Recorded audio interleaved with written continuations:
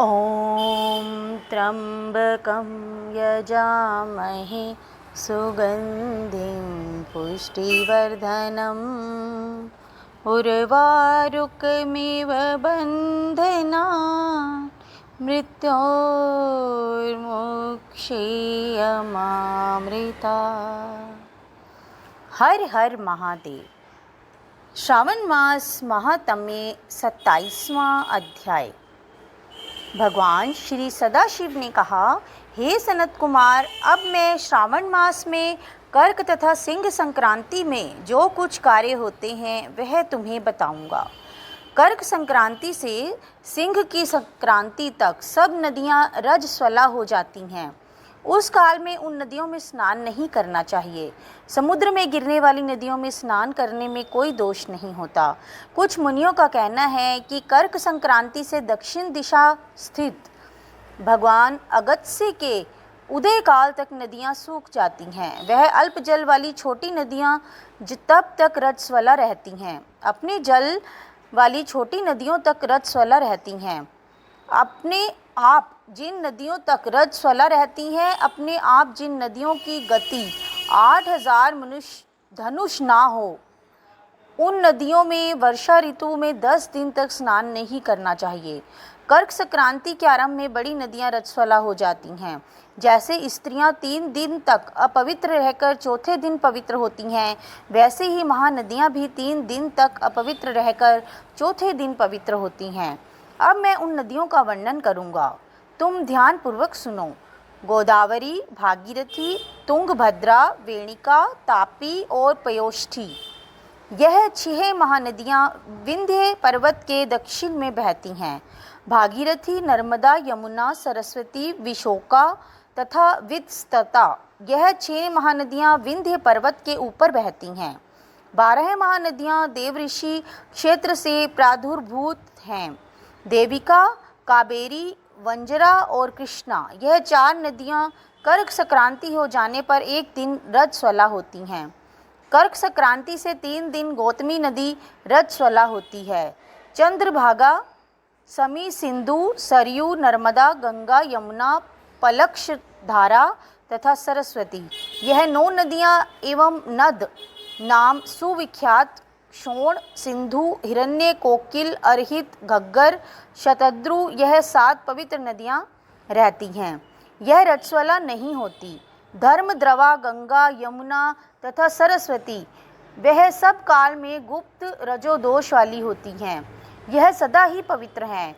जो नदी तट निवासी हैं उन्हें रजस्वलाजन्य पाप नहीं लगता। रजोदृष्ट जल भी गंगा जल के मिलने से पवित्र हो जाता है। बकरी, गौ, भैंस, प्रसूता स्त्री और भूमि में नवीन जल, यह 10 रातों के पश्चात शुद्ध होते हैं। जहाँ पर कूप तथा बावली ना हो, वहाँ पर नदी का जल अमृत तुल्य है। रजोष्ट समय में भी ग्राम निवासियों को नदियों का जल प्रयोग करने से कोई पाप नहीं लगता। अन्न द्वारा जल के निर्गत होने पर भी रजोजन्य पाप नहीं होता। श्रावणी उत्सर्ग, प्रातः स्नान, विपत्ति, चंद्र ग्रहण और सूर्य ग्रहण के समय रजोदोष नहीं होता। अब मैं सिंह संक्रांति पर गो प्रसव के फल को बताऊंगा। सिंह के हो जाने पर जिसकी गो ब्याई हो, उसकी 1 मास के अंदर निश्चय ही मृत्यु हो जाती है। उस समय की गो प्रसव शांति अब मैं तुम्हें बताऊंगा, जिसके करने से मनुष्य सुखी हो जाता है। उस समय में ब्याई गो ही ब्राह्मण को ध्यान करनी चाहिए। पीली सरसों तथा शुद्ध गो घृत द्वारा होम कराना चाहिए। श्री सूक्त या शांति द्वारा स्नान कराना चाहिए। घी और तिल की 1008 आहुतियाँ देनी चाहिए। उपवास करके ब्राह्मण को निश्चित दक्षिणा देनी चाहिए। सिंह राशि में सूर्य के आने पर गो ब्याई हो तो निश्चित ही कोई अनिष्ट होगा। उसकी शांति के लिए यह उपाय करना चाहिए। अस्यामाम, इस सूक्ति से तथा तदीक्षणों, इस मंत्र से तिल घी द्वारा 108 होम करने चाहिए तथा मृत्युंजय विधान द्वारा 10,000 हवन करने चाहिए। ऐसा करने से मनुष्य को किसी भी प्रकार का भय नहीं सताता। इसी तरह यदि श्रावण मास में घोड़ी ब्याई हो तो शांति करने से दोष मिट जाता है। अब मैं श्रावण मास में कर्क या सिंह की संक्रांति होने से शुभप्रद दान के संबंध में कहूँगा। कर्क के सूर्य में घृत धेनु का, सिंह संक्रांति में सोने व छाते का दान करना चाहिए। श्रावण मास में भगवान श्रीधर की प्रीति के लिए साधक को घृत कुंभ, घृत धेनु तथा फलों का दान करना चाहिए। मेरे संतोष के लिए इस महीने में अन्य दान भी करने चाहिए। अन्य महीनों की अपेक्षा इस महीने में किया गया दान अक्षय फल देने वाला होता है। मुझे इस महीने से अधिक प्रिय महीना और कोई नहीं है। मैं श्रावण मास के आने की प्रतीक्षा करता रहता हूँ। जो इस महीने में व्रत करेगा वह विशेष रूप से मेरी कृपा का पात्र होगा, क्योंकि ब्राह्मणों का राजा चंद्रमा और प्रत्यक्ष देवता सूर्य है।